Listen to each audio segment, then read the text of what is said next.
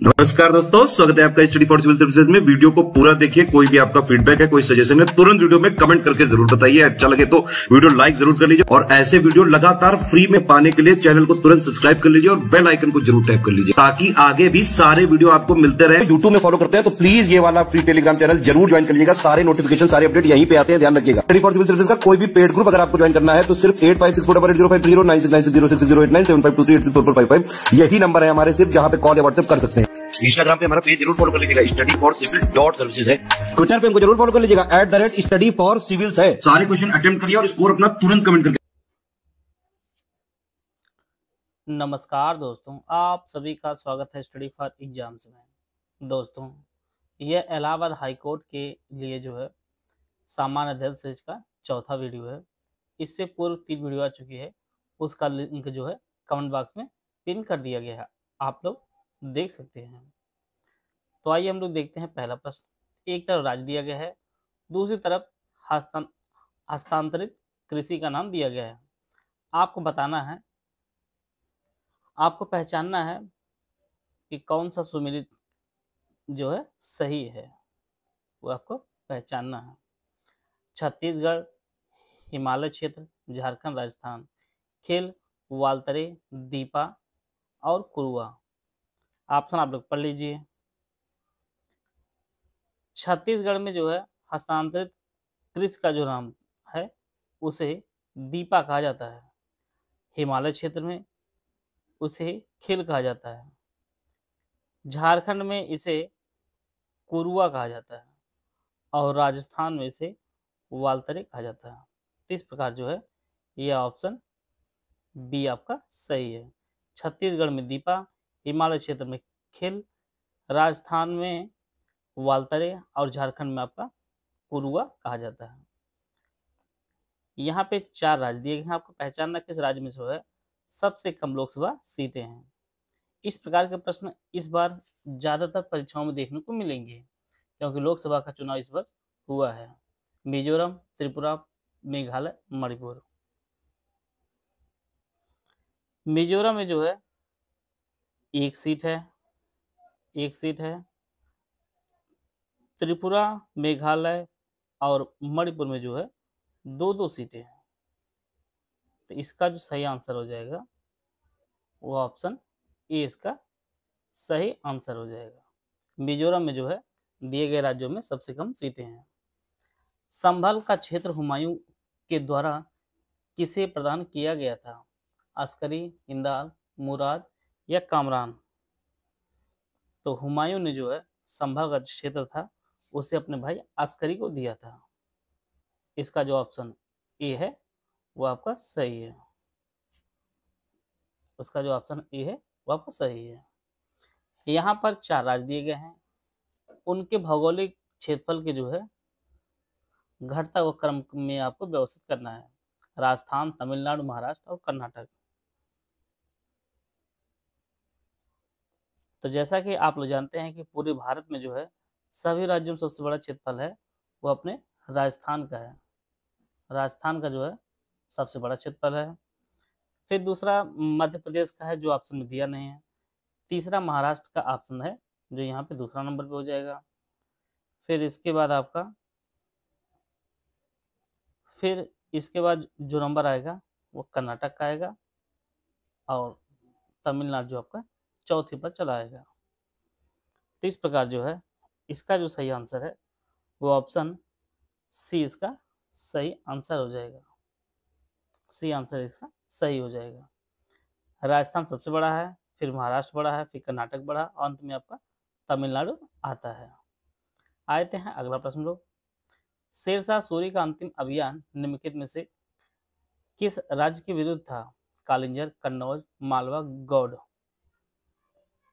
तो इसका जो सही आंसर है वो ऑप्शन ए कालिंजर के विरुद्ध जो है शेरशाह सूरी का अंतिम युद्ध था और इसी में जो है यह उसका नाम अग्न्यास्त्र चलाया था जो फिर रिटर्न हो जाता है और वह उसी के पास आकर जो है फट जाता है जिससे इसकी मृत्यु हो जाती है कालिंजर में। ये ऑप्शन इसका सही है। पुस्तक का नाम द लाइफ डिवाइन है, ये किसके द्वारा लिखी गई है? अमृता प्रीतम, विवेकानंद, अरविंदो या दयानंद सरस्वती? ये काफ़ी फेमस पुस्तक है, द लाइफ डिवाइन, और यह जो पुस्तक है यह श्री अरविंदो ने लिखी है। सी ऑप्शन इसका सही है। मार्च 2024 में जारी संयुक्त राष्ट्र के विश्व खुशहाली रिपोर्ट में फिनलैंड लगातार जो है 7वें स्थान पर रहा है। आपको भारत की रैंकिंग बतानी है, 131, 126, 120 या 118। इसमें जो है फिनलैंड पहले स्थान पर है, इसके बाद आता है डेनमार्क का स्थान, फिर आइसलैंड, फिर स्वीडन है। भारत का जो इसमें स्थान है वह 126वां स्थान भारत का है। बी ऑप्शन इसका सही है। यह सूचकांक सभी परीक्षाओं के लिए काफी इंपॉर्टेंट है। राजा बिंबिसार के दरबार में प्रसिद्ध चिकित्सक का नाम आपको बताना है जो स्वयं भगवान बुद्ध के निजी चिकित्सक थे। अजातशत्रु, सारिपुत्र, जीवक या राहुल? तो चिकित्सक का नाम था वो जीवक था। इसका जो सी ऑप्शन है वो आपका सही है। यह बिंबिसार के दरबार में जो है प्रसिद्ध चिकित्सक था जीवक। ब्रुसेलोसिस एक रोग है, यह किसके कारण होता है? वायरस, जीवाणु, प्रोटोजोआ या कवक? तो यह जो रोग होता है ये जीवाणु कारण होता है। बी ऑप्शन इसका सही है। आए थे अगला प्रश्न।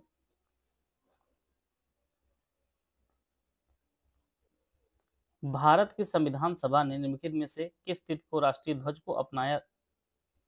22 जनवरी 1950, 24 जनवरी 1950, 22 जुलाई 1947 या 22 जुलाई 1948? तो भारतीय संविधान सभा ने राष्ट्रीय ध्वज को जो अपनाया था वो 22 जुलाई 1947 को अपनाया था। सी ऑप्शन इसका सही है। आगे बढ़ने से पहले आपको बताना चाहता हूँ, इलाहाबाद हाई कोर्ट की जो वैकेंसी आई है उसके लिए हमारा कंप्लीट स्टडी मटेरियल कोर्स शुरू किया गया है। इसमें आपको सिलेक्शन मटेरियल दिया जाएगा, पीडीएफ नोट्स दिए जाएंगे, रिकॉर्डेड क्लासेस दी जाएगी, और इसकी जो वैलिडिटी होगी 3 मंथ की होगी। इसकी जो फीस है वो एक्चुअली है 999 की, लेकिन आप जो है ज्ञान सर कोड ये यूज करेंगे आप लोग जो है कूपन कोड, तो आपको 20% ऑफ हो जाएगा और इसकी जो प्राइस हो जाएगी 799 रुपये हो जाएगी। इसी प्रकार से ओनली टेस्ट सीरीज का जो ग्रुप है इसकी जो फीस है वह 599 की है, जिसमें आप लोग ज्ञान सर कूपन कोड यूज कर देंगे तो आपको 20% डिस्काउंट मिल जाएगा और इसकी जो फीस हो जाएगी 479 रुपये हो जाएगी। तो इस कोर्स को लेकर जो है आप अपनी तैयारी को और बेहतर कर सकते हैं और अपनी एक सीट जो है सुरक्षित कर सकते हैं। दूसरी तरफ उसका मुख्यालय दिया गया, आपको पहचानना कौन सही सुमिलित नहीं है। उत्तर मध्य नागपुर, पूर्व कोलकाता, पश्चिम मुंबई, उत्तर नई दिल्ली? तो इसका जो सही आंसर है उत्तर मध्य रेलवे का जो मुख्यालय है वह नागपुर नहीं है बल्कि प्रयागराज है। प्रयागराज है। तो ए वाला ऑप्शन इसका सही है। भारत संविधान भाग 2 निम्नलिखित में किससे संबंधित है? प्रस्तावना, मौलिक अधिकार, नागरिकता, संघ और उसके क्षेत्र? तो इसका जो सही आंसर है वो ऑप्शन सी नागरिकता है के बारे में जो है वर्णन किया गया है। पहले भाग में संघ और उसका क्षेत्र आता है, दूसरे में आपका नागरिकता आता है, तीसरे में मौलिक अधिकार आता है। तो ये जो है इसका क्रम है। तो दूसरा इसमें पूछा जा रहा है जो नागरिकता का आता है। बी ऑप्शन इसका, सी ऑप्शन इसका सही है। 1950 में स्थापित केंद्रीय खाद्य प्रौद्योगिकी अनुसंधान संस्थान कहाँ स्थित है? नई दिल्ली, चेन्नई, मुंबई, मैसूर? तो इसका जो सही आंसर है वो ऑप्शन डी मैसूर में स्थित है केंद्रीय खाद्य प्रौद्योगिकी अनुसंधान संस्थान, जिसे 1950 में स्थापित किया गया था। श्रीरंगपट्टनम का किला, जिसे टीपू सुल्तान के महल के नाम से भी जाना जाता है, ये किस राज्य में स्थित है?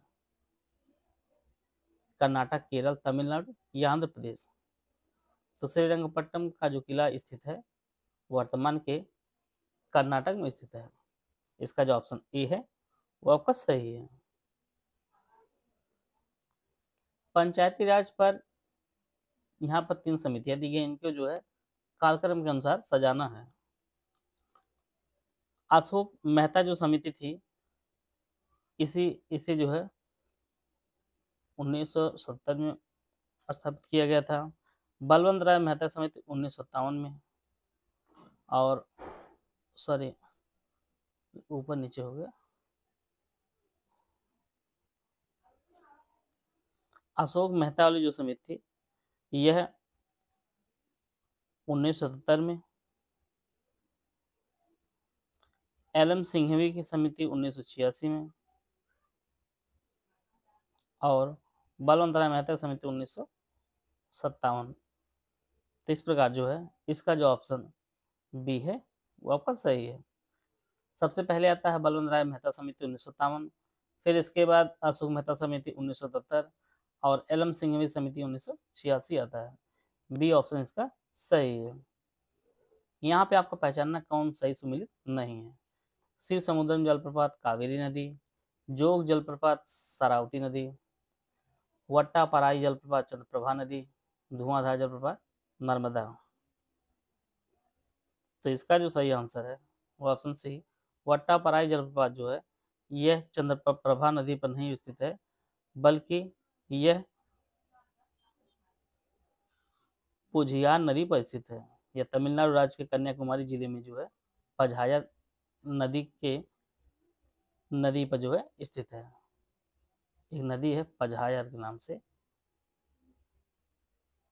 उसी पर यह स्थित है और यह तमिलनाडु में स्थित है। सी ऑप्शन इसका सही है। शक संवत की शुरुआत कब और किसने की? ऑप्शन आप लोग पढ़ लीजिए। शक संवत की जो शुरुआत हुई थी वह कनिष्क ने शुरू किया था 78 ईस्वी में। बी ऑप्शन इसका सही है, बाकी सब गलत ऑप्शन है। कनिष्क ने शुरू किया था 78 ईस्वी में। निम्नलिखित प्राचीन ग्रंथों में से कौन सी महान बौद्ध रचना थी जिसमें इंडो ग्रीक शासक मिनेंडर और बौद्ध दार्शनिक नागसेन के बीच संवाद शामिल है? ये कई बार परीक्षाओं में पूछा गया है। मिलिंद पानो, सूत्र पिटक, विनय पिटक, बुद्धचरित। तो इसका जो ऑप्शन ए है वो आपका सही है। इसका जो नाम है वह मिलिंद पानो नाम, जिसमें जो है मिनेंडर और नागसेन के बातों का वर्णन है। ये ऑप्शन इसका सही है। 58वां ज्ञानपीठ पुरस्कार 2023 के लिए किसे चुना गया है? गुलजार, रामभद्राचार्य, उपरोक्त दोनों, जावेद अख्तर। तो 58वां ज्ञानपीठ पुरस्कार दिया गया 2023 वाला जो है यह गुलजार और रामभद्राचार्य जी दोनों को दिया गया है। इसमें सी ऑप्शन इसका सही है। राज्य और उसके राजकीय वृक्ष का कौन सा युग्म सही सुमिलित नहीं है? उत्तर प्रदेश अशोक, बिहार पीपल, मध्य प्रदेश बरगद, झारखंड नीम। तो इसका जो सही आंसर है वो ऑप्शन डी, झारखंड का जो है नीम नहीं है, बल्कि साल, हम लोग सखुआ साल कहते हैं, वह है। बाकी उत्तर प्रदेश का अशोक है, बिहार का पीपल है, मध्य प्रदेश का बरगद है, झारखंड का साल है। तो डी ऑप्शन इसका सही है। भगवान राम के धनुष और तीर की तरह दिखने वाले उत्तर प्रदेश के पहले ग्लास ब्रिज का निर्माण किस जिले में किया गया है? मिर्जापुर, चंदौली, चित्रकूट या बांदा। तो इसका जो निर्माण किया गया है यह उत्तर प्रदेश के पावन धरती चित्रकूट में इसका निर्माण किया गया है। सी ऑप्शन इसका सही है। लखनऊ में स्थित 76 मंजिल ऐतिहासिक भवन का निर्माण किसके द्वारा कराया गया था? नवाब सादत अली खां, आसफुद्दौला अमनी, मिर्जा वजीर अली खां, गाजी उद्दीन हैदर। तो इसका जो निर्माण लखनऊ में कराया गया था गाजी उद्दीन हैदर द्वारा कराया गया था। डी ऑप्शन इसका सही है। यहाँ पे आपको पहचानना कौन एक सही सुमिलित नहीं है। चंद्रप्रभा वन्यजीव अभ्यारण्य चंदौली, सांडी पक्षी अभ्यारण्य हरदोई, सोहागी बरवा वन्यजीव अभ्यारण्य इटावा, पार्वती अरंग पक्षी अभ्यारण्य गोंडा। तो इसका जो सही आंसर है वो ऑप्शन सी, सोहागी बरवा वन्यजीव अभ्यारण्य जो है ये इटावा में नहीं स्थित है, बल्कि ये महाराजगंज में स्थित है। पार्वती अर्घा पक्षी अभयारण्य जो आपके गोंडा में है, सांडी पक्षी अभयारण्य आपके हरदोई में है, चंद्रप्रभा आपके चंदौली में है। मानव विकास सूचकांक में कौन शामिल नहीं होता है? जीवन प्रत्याशा, लिंगानुपात, साक्षरता दर, सकल नामांकन। तो इसका जो सही आंसर है वो ऑप्शन डी, सकल नामांकन जो है इसमें शामिल नहीं होता है। मानव विकास सूचकांक में 3 मापन होते हैं, जिसमें जीवन प्रत्याशा, लिंग अनुपात और साक्षरता तीनों को शामिल किया जाता है। सकल नामांकन में को नहीं शामिल किया जाता है, तो डी ऑप्शन इसका सही है। आई लव स्पैरो थीम के साथ विश्व गौरैया दिवस जो मनाया जाता है, ये प्रत्येक वर्ष 20 मार्च को मनाया जाता है। 2024 की जो थीम थी आई लव स्पैरो जो इसकी थीम थी। इस प्रकार जो है हम लोग आज टोटल अब तक 100 प्रश्न कवर कर लिए हैं। आशा है आप सभी को बहुत कुछ जानने को मिला होगा। मिलते हैं नेक्स्ट वीडियो में, तब तक जय हिंद, जय भारत।